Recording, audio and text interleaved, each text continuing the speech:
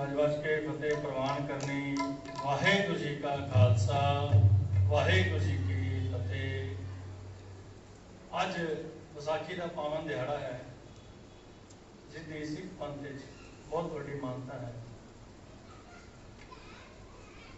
जदों गुरु नानक देव जी ने सिख पंथ की स्थापना की, उन्होंने लोगों को सीधे रस्ते लाया, बड़ा कुछ सिखाया। कई लोग उन्होंने भगती वाल गए, कुछ अगे शक्ति वाल गए। जिमें जिमें अगे बढ़ते गए, नौवें पातशाह तक काफ़ी कुछ गुरु होरां दे सिख बन चुके सन। पर उन्होंने विच डर फिर भी सी। गुरु जी चाहते सी कि जिहड़ा भी सिख है वो अगर भगती का भी रहिंदा है तो जुर्म का भी टाकरा कर सके, कि जुर्म नूं वो सहार सके। पर जदों गुरु तेग बहादुर जी की शहादत हुई तो उस वेले कोई भी सिख जिहड़े कि कहंदे सी असी गुरु दे नाल हाँ, कोई भी अगे नहीं आया, सारे उत्थों भज गए। उन्हों की शहादत तो कुछ चिर बाद गुरु गोबिंद सिंह जी ने सोचा कि सिखां दे विचों किसी तरह इन्हां दे जिहड़े मन च डर है वो कढ़िया जाए। उन्होंने 1699 विसाखी वाले दिन जिहड़ा समागम सी, उन्हां दे विच काफ़ी संगत सी, जिहड़ी कि लखां दे हिसाब नाल संगत उत्ते इकट्ठी हुई सी। ते उन्होंने अपने विचार देने तो बाद गुरु होरां ने कहा कि मनु एक शीश की लोड़ है। जदों इन्नी गल सुनी तो लोगों के विच हड़कम मच गया, उन्होंने डर पै गया कि इन्होंने अज गुरु जी ने की मंग लिया। अज तक तो गुरु होरें आप अपनी शहादत देंदे रहे ने साडे वास्ते, अज गुरु होरां ने साडा शीस मंग लिया। यह सुन के लोग उत्थों भजने शुरू हो गए कि अज गुरु जी नूं की हो गया। जदों इन्ना कुछ होया तो उन्हां दे विचों सब तो पहले भाई दया राम जी खड़े हुए, जिहड़े कहंदे गुरु जी मैं अपना शीस तुहाडे चरणों च देण नूं तैयार हां। गुरु जी ने उन्होंने अपने कोल बुलाया, एक नाल जिहड़ा तंबू लगा सी उहदे च उन्होंने उहनूं लै गए। थोड़ी देर बाद गुरु जी जदों बाहर निकले तो लोगों ने वेख्या कि उन्हों की तलवार से तो खून लगा है। उन्होंने कहा भी अज तो गुरु जी ने इन्हूं कतल कर दिता है। गुरु जी बाहर आके कहते कि मनु एक चीज़ की होर लोड़ है। जदों गुरु जी ने इन्नी गल कही तो जिहड़े कुछ लोग होर सी वो भी भज पे। उन्होंने वेख्या कि ऐसे अज गुरु जी कुछ होर ही पाना वरताणगे। उस करके जदों दूसरे सिख उत्थे आए, उस तो बाद धीरे धीरे करते गुरु होरां ने 5 शीस मंगे। जदों उन्होंने 5 शीस मंगे तो जब तक गुरु जी ने 5वां शीस मंगया तब तक जिहड़ी जिन्नी भी उत्थे संगत इकट्ठी हुई हुई सी वो लखां दे हिसाब नाल जिहड़ी सी तो गिनती की संगत रह गई। कुछ गुरु जी की माता को गए कि कहते गुरु जी नूं अज पता नहीं की हो गया है, गुरु जी अज तो नवा ही भाना वरताए जाते पे ने कि वो कहते हैं कि तुहाडा शीस लैना है। जदों उन्होंने 5 सिंह जिहड़े इकट्ठे किए, उन्होंने उस तो बाद एक अमृत का बाटा तैयार किया, जिहड़ा कि 5 बाणियां दे नाल उन्होंने तैयार किया। जदों बाटा अमृत का तैयार किया तो जिहड़े वो सिंह सी लोगों को सी कि शायद जिहड़े वो सिख लै गए ने उन्होंने गुरु होरां ने कतल कर दिता गया। पर जदों गुरु जी उन्होंने तैयार पर तैयार करके बाहर सामने लैके आए तो लोग वेख के हैरान हो गए कि उन्होंने एक अलग ही रूप से, उन्होंने चेहरे से एक अलग ही नूर सी। उन्होंने गुरु होरां ने उन्होंने 5 प्यारिਆਂ ਨੂੰ अमृत छकाया। जब उन्होंने अमृत की दात बख्शी, अमृत की दात बख्शण तो बाद गुरु होरां ने सब नूं सिंह का नाम दिता, क्योंकि कोई अलग जात का सी, कोई अलग जात का सी। गुरु होरां ने कहा कि हुण इक्को ही जात है, कोई अलग जात नहीं है। हुण जिहड़ा तुसीं एक सिंह बन गए हो, सिंह जिन्हों असीं शेर भी कहते हैं कि तुसीं शेर बन गए हो, कि अज तो तुहाडे अंदर जिहड़ी अमृत की दात है वो जिहड़ा तुहानूं दिता गया अमृत, यह अमृत तुसीं छक के तुसीं गिदड़ां तो शेर बन गए हो। उन्होंने जदों उन्होंने वो दात दी तो उन्होंने एक अलग ही अलौकिक शक्ति आई, क्योंकि अमृत जिहड़ा उन्होंने छकाया सी वो अमृत छकाने का मतलब सिर्फ यही सी कि जिहड़े साडे अंदर जिहड़ा डर है ਉਹ ਖਤਮ ਹੋਏ ਔਰ ਅਸੀਂ ਉਸ ਪਰਮਾਤਮਾ ਦੀ ਜਿਹੜੀ ਭਗਤੀ ਹੈ ਉਸ ਦੇ ਨਾਲ ਅਸੀਂ ਸ਼ਕਤੀ ਅਗਰ ਜ਼ਰੂਰਤ ਹੈ ਤੇ ਅਸੀਂ ਉਹਨੂੰ ਯੂਜ਼ ਕਰ ਸਕੀਏ, ਨਾ ਕਿ ਅਸੀਂ ਜੁਰਮ ਨੂੰ ਵੇਖਦੇ ਅਸੀਂ ਡਰ ਕੇ ਭੱਜ ਜਾਈਏ। ਜਦੋਂ ਗੁਰੂ ਹੋਰਾਂ ਨੇ 50 ਪਿਆਰਿਆਂ ਨੂੰ ਅੰਮ੍ਰਿਤ ਛਕਾਉਣ ਤੋਂ ਬਾਅਦ ਫਿਰ ਉਹਨਾਂ ਨੇ ਕਿਹਾ ਕਿ ਤੁਸੀਂ ਮੈਨੂੰ ਵੀ ਅੰਮ੍ਰਿਤ ਛਕਾਓ। ਜਦੋਂ ਉਹਨਾਂ ਨੇ ਇੰਨੀ ਗੱਲ ਕਹੀ ਤੇ ਭਾਈ ਦਇਆ ਸਿੰਘ ਜੀ ਕਹਿੰਦੇ ਗੁਰੂ ਜੀ ਤੁਸੀਂ ਗੁਰੂ ਹੋ, ਅਸੀਂ ਤੁਹਾਡੇ ਸੇਵਕ ਹਾਂ, ਅਸੀਂ ਤੁਹਾਡੇ ਚੇਲੇ ਹਾਂ, ਅਸੀਂ ਤੁਹਾਨੂੰ ਕਿਵੇਂ ਅੰਮ੍ਰਿਤ ਛਕਾ ਸਕਦੇ ਹਾਂ ਜਦ ਕਿ ਗੁਰੂ ਤੇ ਤੁਸੀਂ ਹੋ, ਅਸੀਂ ਤੇ ਤੁਹਾਡੇ ਚੇਲੇ ਹਾਂ। ਗੁਰੂ ਨੇ ਕਹਿੰਦੇ ਕਿ ਗੱਲ ਗੁਰੂ ਜਾਂ ਚੇਲੇ ਦੀ ਨਹੀਂ ਹੈ, ਮੈਂ ਤੁਹਾਨੂੰ ਦਇਆ ਰਾਮ ਤੋਂ ਦਇਆ ਸਿੰਘ ਤੇ ਬਣਾ ਸਕਦਾ, ਪਰ ਮੈਂ ਆਪਣੇ ਆਪ ਨੂੰ ਗੋਬਿੰਦ ਰਾਏ ਤੋਂ ਗੋਬਿੰਦ ਸਿੰਘ ਨਹੀਂ ਬਣਾ ਸਕਦਾ, क्योंकि मनु अपने आप तो गोबिंद राय तो गोबिंद सिंह मैं किसी भी कीमत से नहीं बना सकता, वो सिर्फ तुसी ही बना सकते हो। उन्होंने गुरु होरां ने सिर्फ यह भाना इस करके बताया कि गुरु होरां नूं पता सी कि आने वाला समय बहुत ही खराब है जिन्हें कोई भी देहधारी गुरु नहीं रह सकता। उन्होंने यह जी दात है यह 50 प्यारिਆਂ ਨੂੰ बख्शी ਤੇ उन्होंने मान दिता कि जिथे 5 प्यारे होणगे उत्थे गुरु आप वरतेगा। उन्होंने यह दात उन्होंने कहा कि तुसी मनु दात बख्शो। जदों गुरु होरां ने उन्होंने कहा कि भी तुसी मनु दात बख्शो तो दया सिंह जी कहते गुरु जी असी दात लैन वास्ते शीश भेंट किया तो तुसी की भेंट करोगे। तो गुरु जी कहते मेरा भी शीश जिहड़ा है तुहाडे चरनां च अर्पण है। तो भाई दया सिंह जी कहते गुरु जी अगर तुसी भी एको शीश दिता असी भी एक शीश दिता तो तुसी तो साडे की फर्क रहा, तुसी तो गुरु हो, तुहाडे तो साडे च कुछ तो फर्क होना है। जो इन्नी गल कही तो गुरु जी कहते मैं 9 साल की उम्र अपने पिता की शहादत दे चुका हूँ और आने वाले समय दे विच मैं और पत्नी कितनी शहादतां दवांगा जिहड़ियां तुसी खुद देखोगे। तो गुरु ने जदों इन्नी गल कही वो कवि थोड़ा जिहा उस तरह बयान किया है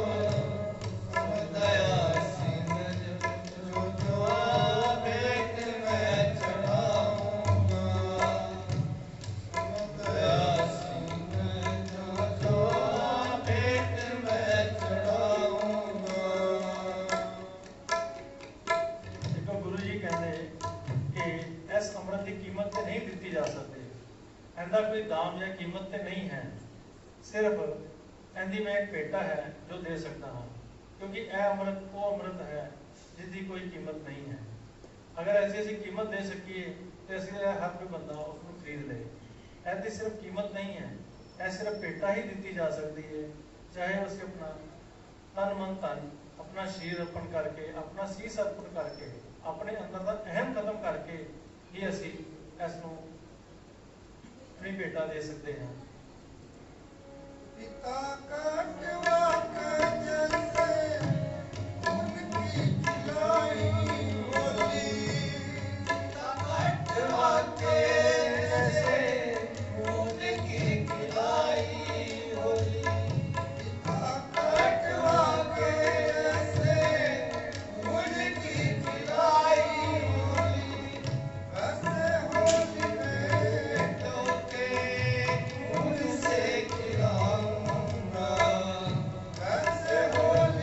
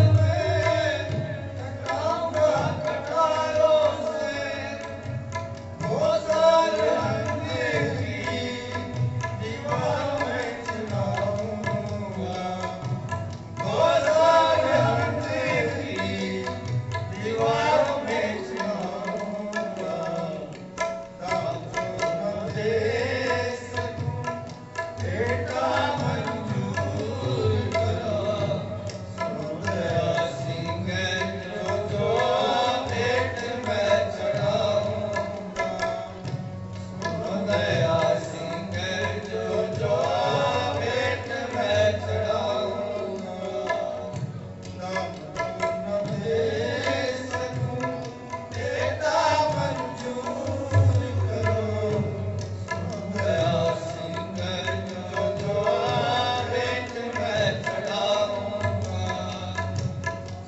दया सिंह जो भेंट मैं चढ़ाऊंगा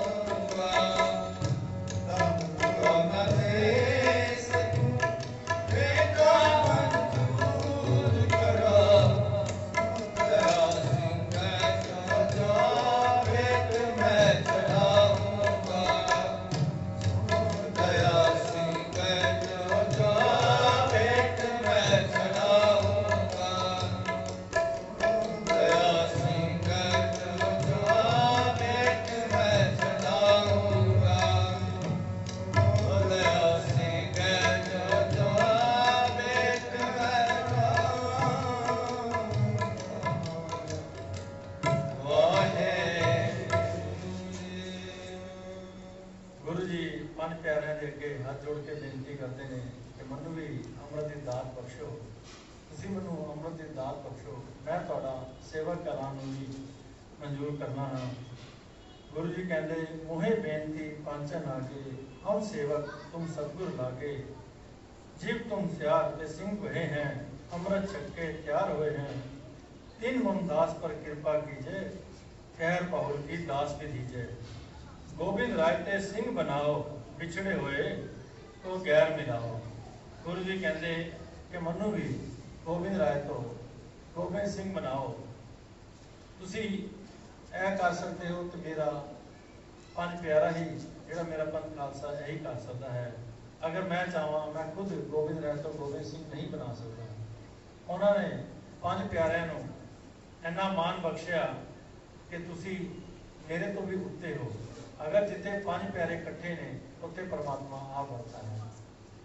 ਗੁਰੂ ਜੀ ਨੇ ਅੰਮ੍ਰਿਤ ਛਕਣ ਲਈ ਉਹਨਾਂ ਅੱਗੇ ਪੰਜਾਂ ਪਿਆਰਿਆਂ ਅੱਗੇ ਬੇਨਤੀ ਕੀਤੀ ਕਿ ਮੈਨੂੰ ਵੀ गोविंद राय तो गोविंद सिंह बना दो। और असी अज की करते हैं, असी कहने कि असी अमृत छक के की करना है। जो हर किसी की अपनी अपनी मत है। कोई कहता है कि मैं पहले सुच्चा सच्चा हो जावां ते फिर अमृत छकांगा। कोई कहता है कि मैं हाली थोड़ा तैयार हो जावां, मेरे को परिवार की बड़ियां जिम्मेवारियां ने, पहले मैं वो कर लवां उस तो बाद अमृत छकांगा। अगर कोई कहता है कि मैं मनु सच्चा सुच्चा हैगा, मैं सच ही बोलता हाँ, मैं कोई गलत काम नहीं करता, तो मनु अमृत छकन की की लोड़ है। अगर असी कहने हैं कि असी सुच्चे सच्चे हैं, असी कोई गलत कार नहीं भी करते, पर की गुरु गोबिंद सिंह जी गलत करते सी, उन्होंने अमृत की लोड़ सी, उत्ते खुद गुरु सी, पर उन्होंने सिर्फ सानू समझाने वास्ते ही कहा कि अगर गुरु नूं अमृत छकन की लोड़ पैंदी है तो असी उन्होंने जिहड़े सिंह हैगे आ ते सानू भी अमृत की लोड़ है।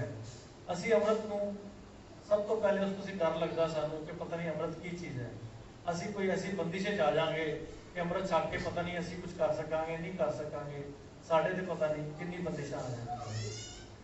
असी जिहड़ा रोज़मर्रा काम करते हैं, अगर असी अमृत छक रहे हैं तो उस तो बाद असी काम तो ही करने ने, सिर्फ है कि असी उस गुरु की हजूरी रह के उन्हों का आदर मान के असी वो काम करते हैं।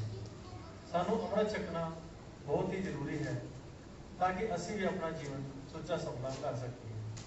असी जब तक किसी स्कूले दाखिल नहीं होवांगे तो सानू की पता लगेगा कि वो पढ़ाई की है। जदों असी दाखिल होवांगे तो तां ही असी वो पढ़ाई कर सकते हैं। जब तक असी दाखिल ही नहीं होवांगे सानू की पता कि स्कूल चंगा है कि माड़ा है।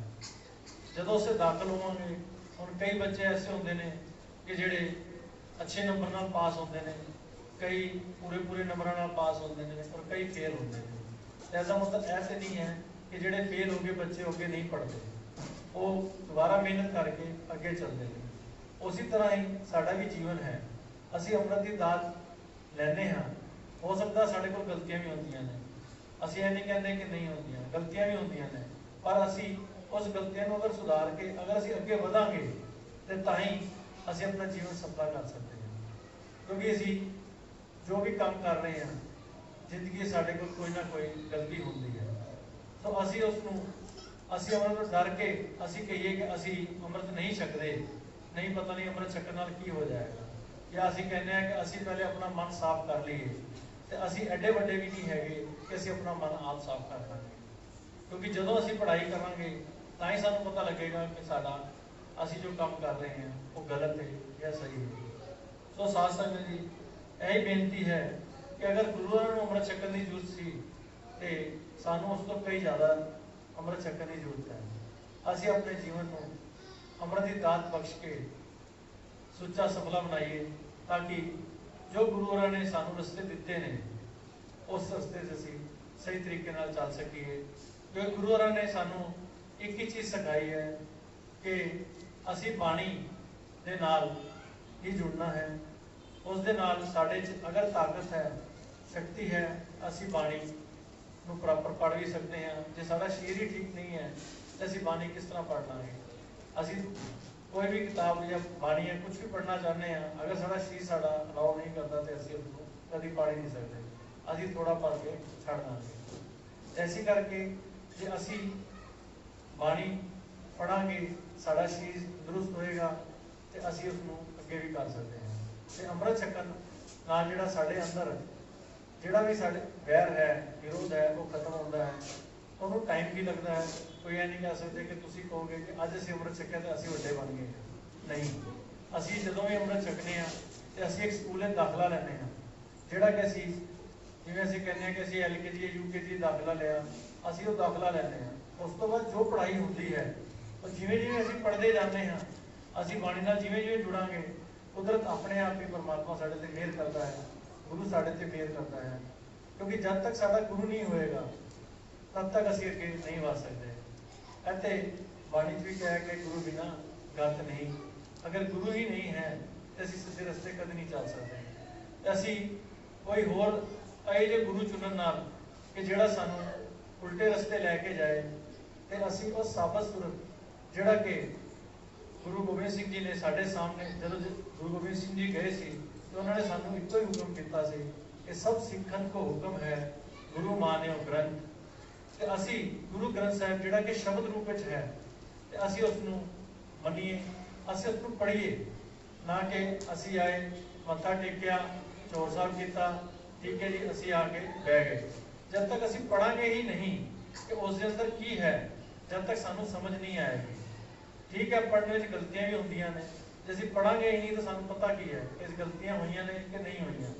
जदों सानू गुरु कहना की चाहता है तो असी कोशिश करिए कि असी सहज पाठ जो कि असी उनकी कोई लिमिट नहीं है कि उसी तुसी 6 महीने भी कर सकते हो, 1 महीने भी कर सकते हो, 1 साल भी कर सकते हो, 2 साल भी कर सकते हो। तो असी करना शुरू करिए। अगर असी करना शुरू करांगे तो ही सानू पता लगेगा कि सहज पाठ असी किया है तो गुरु सानू की कहना चाह रहे हैं। जब तक असी पढ़ांगे ही नहीं तो साडे अगे जिन्ना मर्जी वड्डा खजाना पिया होवे असी खोल के नहीं वेखांगे तो साडे भी उहदी कोई वैल्यू नहीं है। इस करके सानू अमृत भी छकना चाहिए है और गुरु ग्रंथ साहब नूं भी पढ़ना चाहिए है, ताकि गुरु होरां ने जो सानू दस्सिया है सानू किस मार्ग से लैके जाना चाहते हैं सानू तां ही पता लगेगा जे असी उन्हां नूं पढ़ांगे। उन्हां नूं पढ़न तो बाद ही सानू पता लगेगा कि असी ਜਿਹੜੇ ਵਹਿਮਾਂ ਭਰਮਾਂ 'ਚ ਹਾਲੀ ਵੀ ਫਸੇ ਹੋਏ ਆ ਉਹਨਾਂ ਤੋਂ ਕਿਵੇਂ ਬਾਹਰ ਨਿਕਲਿਆ ਜਾ ਸਕਦਾ ਹੈ। ਕਿ ਗੁਰੂ ਸਾਨੂੰ ਕੀ ਸਮਝਾਉਣਾ ਚਾਹੁੰਦਾ ਹੈ ਕਿ ਸਾਡਾ ਸੁੱਚਾ ਸੱਚਾ ਰਸਤਾ ਕੀ ਹੈ, ਨਾ ਕਿ ਅਸੀਂ ਆਈਏ ਮੱਥੇ ਟੇਕੀਏ और चले जाइए। क्योंकि जब तक बाणी पढ़ांगे नहीं सानू नहीं समझ आएगी। तो बाणी के विचारा करनिया और बाणी पढ़नी वो दोनों जरूरी ने। अगर नहीं समझ आती तो उसको समझाने वास्ते साढ़े को गुरुद्वारा साहब के जिहड़े ग्रंथी रखे जाते हैं वो सानू भी समझा सकते हैं कि असी गलती कर रहे हैं तो कित्थे गलती कर रहे हैं, असी सानू नहीं पढ़िया जा रहा तो वो किस तरह असी पढ़ सकते हैं। तो इस करके कोई सानू औखा नहीं है। पहले सी कि सिर्फ गुरु ग्रंथ साहब सानू गुरमुखी च मिलते सी, हुण सानू हिंदी च भी ने, इंग्लिश च भी ने, पंजाबी विच भी ने, गुरमुखी विच भी ने, ताकि तुसी किसी भी लैंग्वेज में पढ़ना चाहो पढ़ सकते हो। पर पढ़ो जरूर, अगर पढ़ोगे तो ही पता लगेगा कि गुरु सानू की कहना चाहता है। अली इन्नी सेवा प्रवान करनी। वाहिगुरू जी का खालसा, वाहिगुरू जी की फतेह।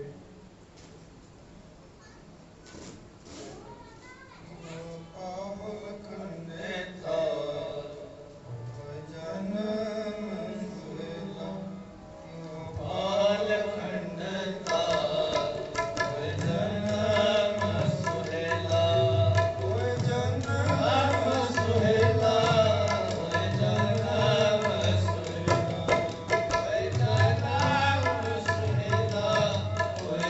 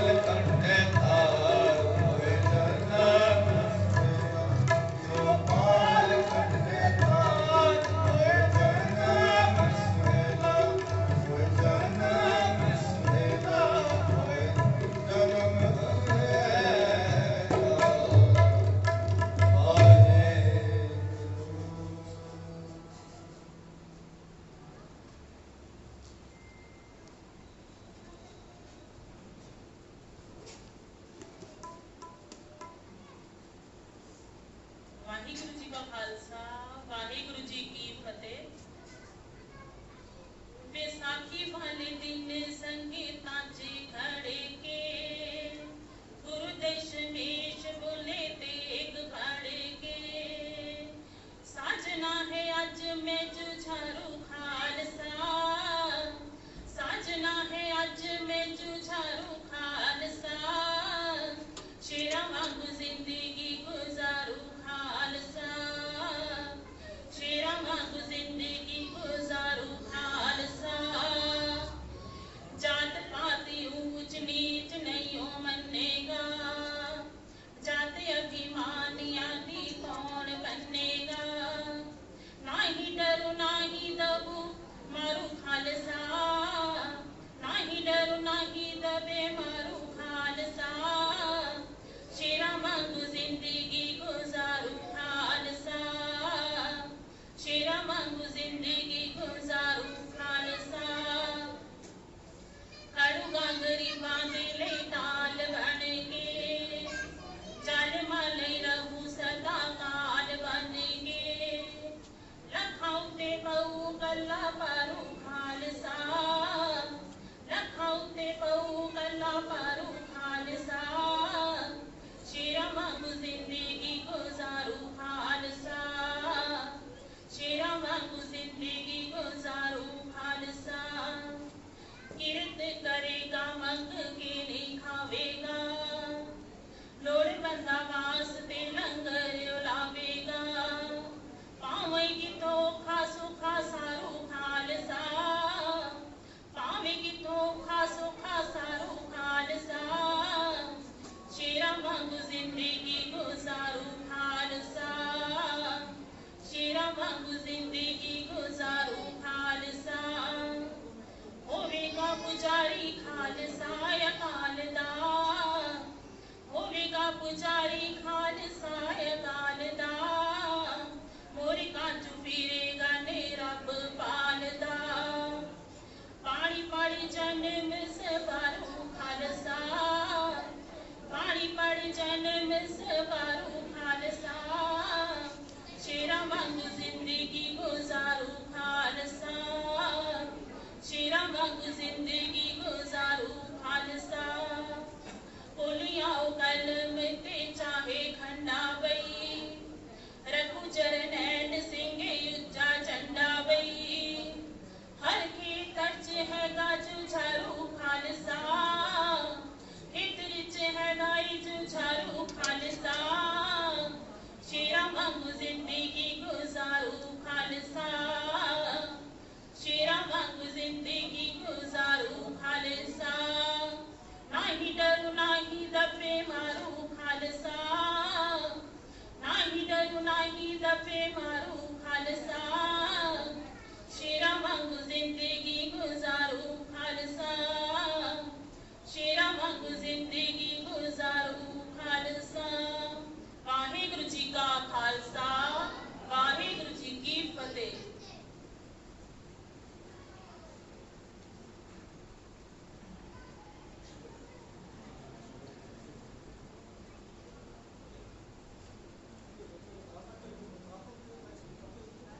पशु तार के परेत तारे जान के जिन्होंने तेरा नाम जपया पशु तार के परेत तारे जान के जिन्होंने तेरा नाम जपया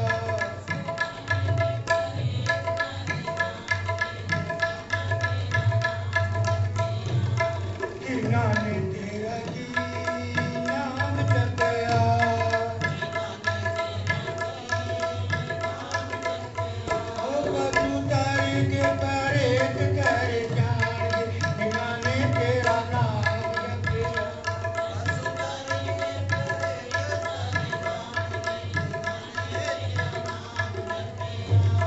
बाबा जी तेरी जी पानी छोड़ के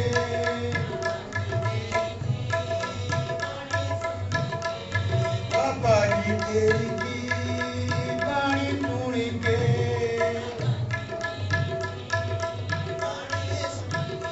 पशु तारी के परेत करे जान जिन्होंने तेरा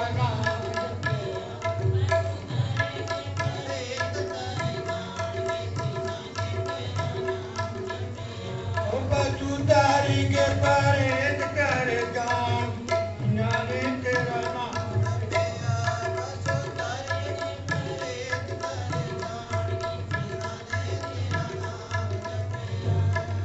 सब देवता सतगुरु नानक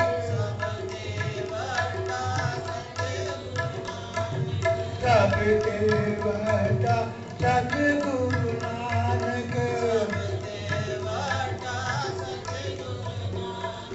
सदा सदा बलाई जिना तेरा नाम जपया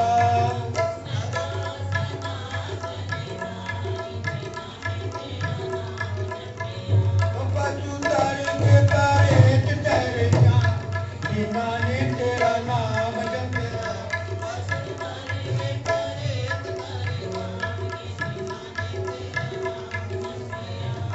जिना ने तेरा नाम जपया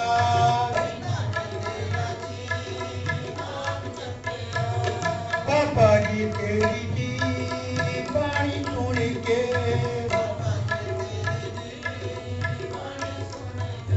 पशु तारे के परेत तेरे ये जिना ने तेरा नाम जपया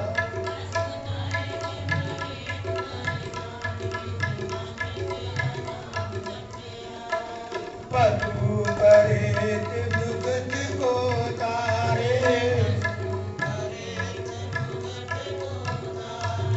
पशु परेत दुगत को तारे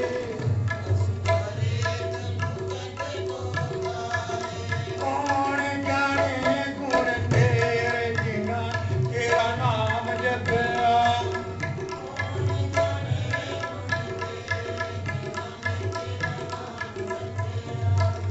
कौन जाने गुण तेरे जिना ने तेरा नाम जपे पशु तारे के परेत तेरे जान जिना ने तेरा नाम जपे पशु तारे के परेत जान के जिना तेरा नाम जपया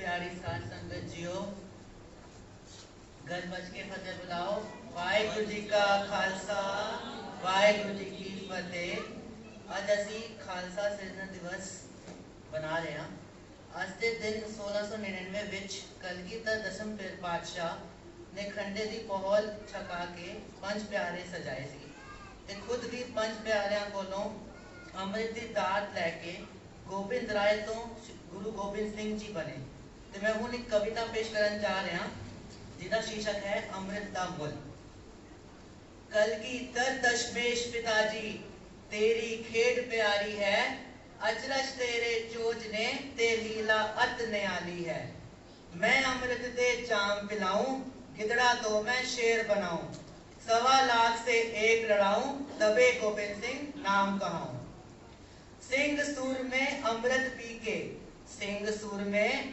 अमृत पी के मौत दे मुंह ते खड़दे देखे पंथ दी चढ़दी कला दे खातिर चढ़खड़ियां ते चढ़दे देखे अमृत पी के सिंह सूर में जंग विच अगे जा सकते ने ढिडों भुखे वीर खालसे मौत दे गम नूं खा सकते ने कलगीधर दशमेश पिताजी तेरी खेड प्यारी है अचरज तेरी चोज ने ते लीला अत न्यारी है पहला सतगुरु तेग फड़ के खुद पंचा दे शीस उतारे फिर अमृत दे कुट पिला के सुरजीत कर दिते पंज प्यारे जदों सजाए आपे गुरचेला अखवाए पंजा नूं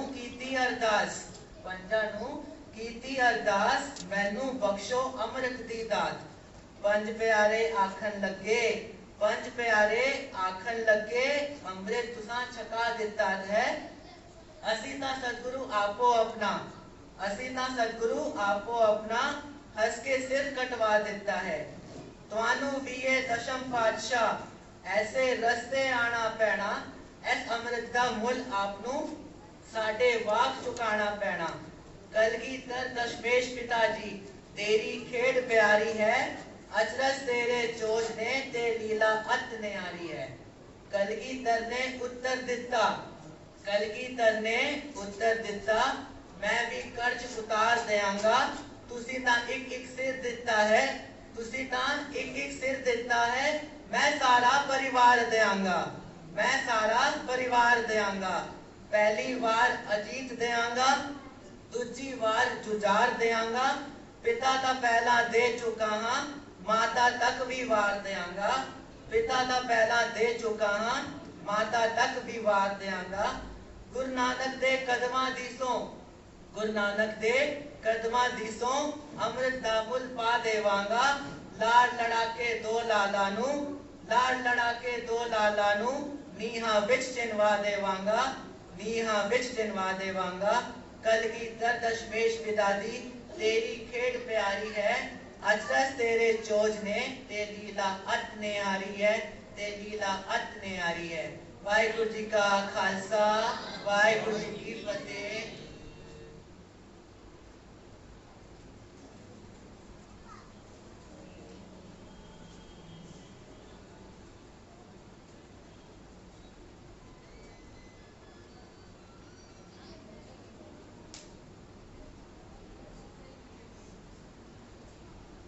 प्यारी साथ संगत जीओ, आप सब धनता दे योग हो जो खालसा दे सिरजना दिवस के दीवान में हाजरियां भर के अपना जन्म सफला कर रहे हो।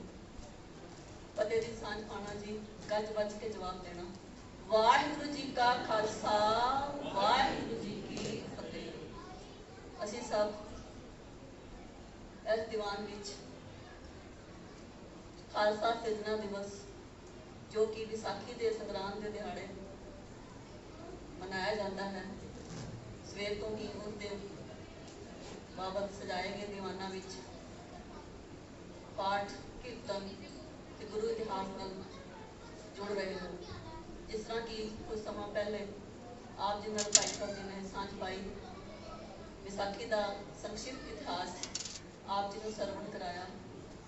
आप सब जानते हो कि आज के दिन कलगीधर ने पंज प्यारियां सीस के बदले अमृत की दात दे के सिख सजाया ते वखरा न्यारा ते प्यारा सब तो सोहना स्वरूप बख्शिया ते नाल हुक्म किया कि असी गुरु दे सिख पंज ककार दे धारनी बन के अमृत पान करिए ते सिक्खी स्वरूप विच कायम रहिए।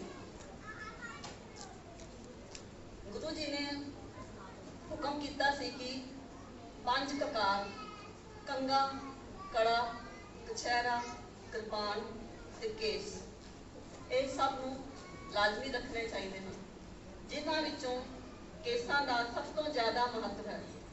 सिख धर्म विच केस रखण दा स्पष्ट आदेश चाहे गुरु गोबिंद सिंह जी ने दिता, पर पहले 9 साहिब गुरु साहिब भी केसाधारी सन। उस तो अलावा भी असी और धर्मां दे भी जिन्ने गुरु अवतार देखते हैं सारे ही केसाधारी साबत सूरत सन, क्योंकि केस सानू जन्म तो ही एक अकाल पुरख का गिफ्ट है। ते ए सानू अगर असी इनू रखते हाँ तो सानू कोई शर्म या इहो जी गल महसूस नहीं करनी चाहिए कि साडा स्वरूप असी अलग लगते हाँ संसार को, पर सानू इस गल ते मान होना चाहिए है कि सानू ये स्वरूप बख्शिया जिस नाल की सानू एक वखरी पहचान सिख कह के सरदार जी कह के मान मिलिया। इन्हां केसां नूं ढकण वास्ते गुरु साहब जी ने सानू दस्तार सजाण की भी हिदायत की है।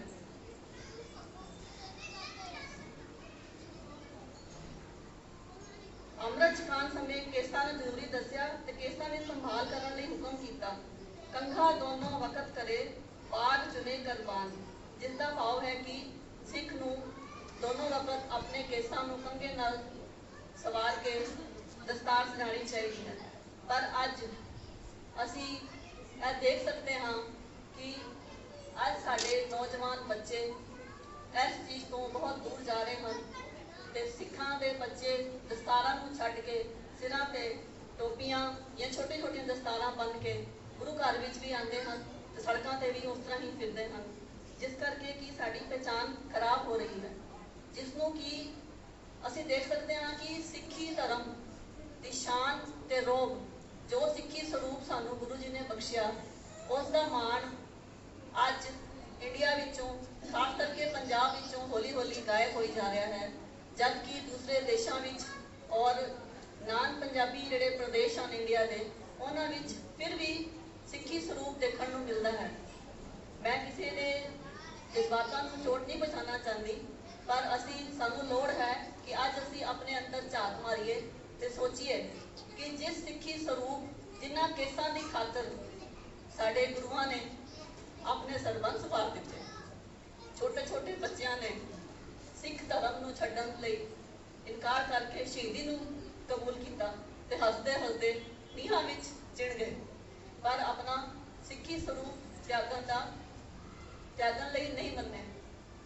ਅੱਜ ਸਿੱਖ ਬੱਚੇ ਔਰ ਸਾਡੇ ਪਰਿਵਾਰ ਕਿਸ ਜਗ੍ਹਾ ਤੇ ਖੜੇ ਹਨ, ਸਾਨੂੰ ਇਹ ਸੋਚ ਵਿਚਾਰ ਕਰਨੀ ਚਾਹੀਦੀ ਹੈ ਤੇ ਸਿੱਖਾਂ ਨੂੰ ਖਾਸ ਕਰਕੇ ਆਪਣੇ ਸਿੱਖੀ ਸਰੂਪ ਵਿੱਚ ਕਾਇਮ ਹੋ ਕੇ ਸੋਹਣੀ ਦਸਤਾਰ ਸਜਾ ਕੇ ਕੇਸਾਧਾਰੀ ਹੋਣਾ ਚਾਹੀਦਾ ਹੈ। ਅਸੀਂ ਹਰ ਰੋਜ਼ ਦੋਨੋਂ ਵਕਤ ਅਰਦਾਸ ਕਰਦੇ ਹਾਂ ਕਿ ਸਿੱਖੀ ਕੇਸਾਂ ਸਵਾਸਾਂ ਸੰਗ ਨਿਭਾਣਾ, ਸਾਨੂੰ ਇਹ ਦਾਤ ਬਖਸ਼ਣ ਗੁਰੂ ਮਹਾਰਾਜ।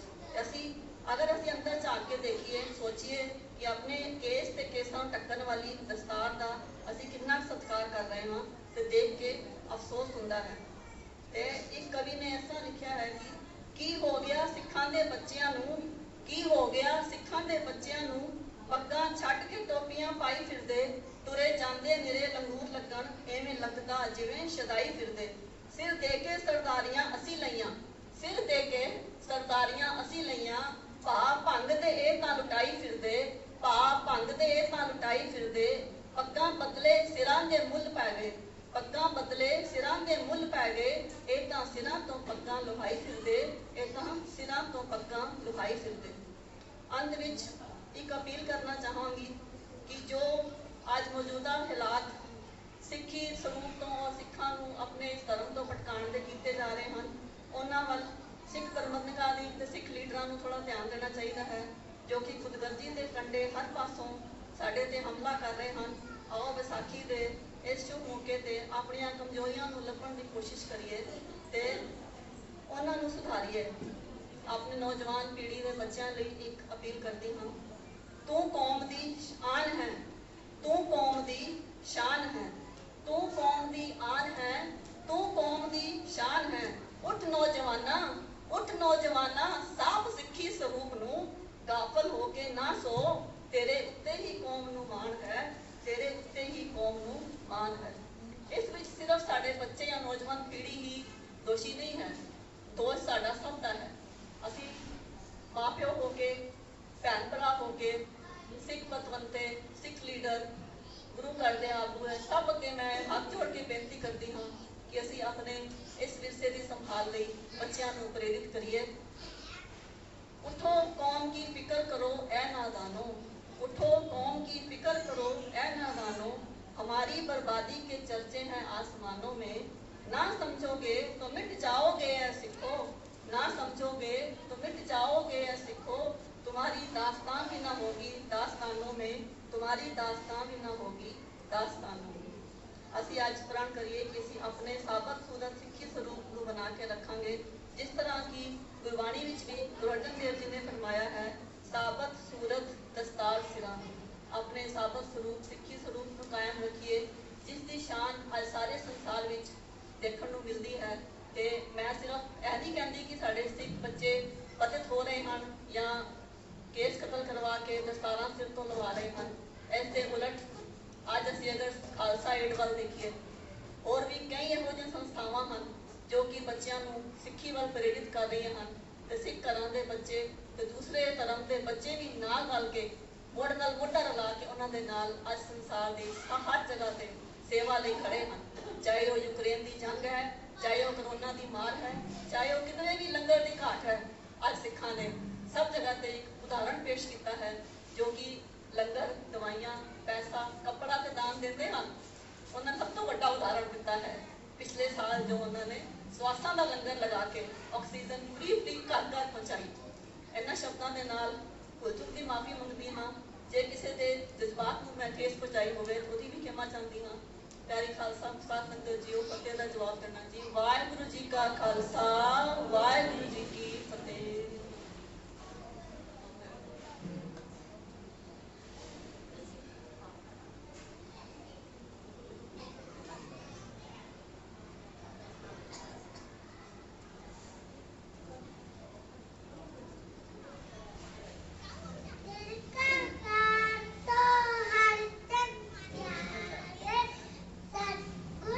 तुमरे काज सवारे दुष्ट